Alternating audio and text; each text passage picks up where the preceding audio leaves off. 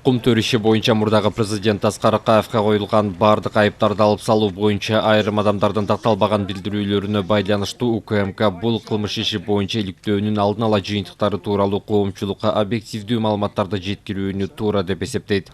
Маалыматка ылайык жүргүзүлүп жаткан тергөөгө тиешеси жок, иш боюнча ишенимдүү маалыматы жок адамдардын мындай билдирүүлөрү жөн гана өзүн пиар кылуу максатында коомчулуктун оюн бурмалоо жана атайлап адаштыруу болуп саналат. Мындан улам УКМК кум төр иши боюнча анын ичинде Аскар Акаевге байланыштуу тергөө уланып жатканын коомчулукка маалымдайт. Мурдагы президент Аскар Акаевге 1992 жылы Камеко компаниясы менен башкы келишим түзүү жана 2003 жылы кум төр долбоорун реструктуризациялоо эпизоддору боюнча жаңы айыптар тагылды. Аскар Акаев жогорудагы кылмыштарды жасоодо өзүнүн күнөөсүн толугу менен мойнуна алып, тергөө менен ижегердүү кызматташып жатканын жана анын өлкөдөн чыгып кетиши, Бишкекке келиши алдын ала тергөөчү менен макулдашылганын белгилейт. Ошол эле учурда кылмыш ишинин тергөө амалдары улантылып, кум төр долбоорун ишке ашырууга байланыштуу кылмыштарды жасоонун башка фактылары аныкталууда. Тергөө иш-чараларынын жыйынтыгында ишке тиешеси бар адамдарга тиешелүү юридикалык баа берилет.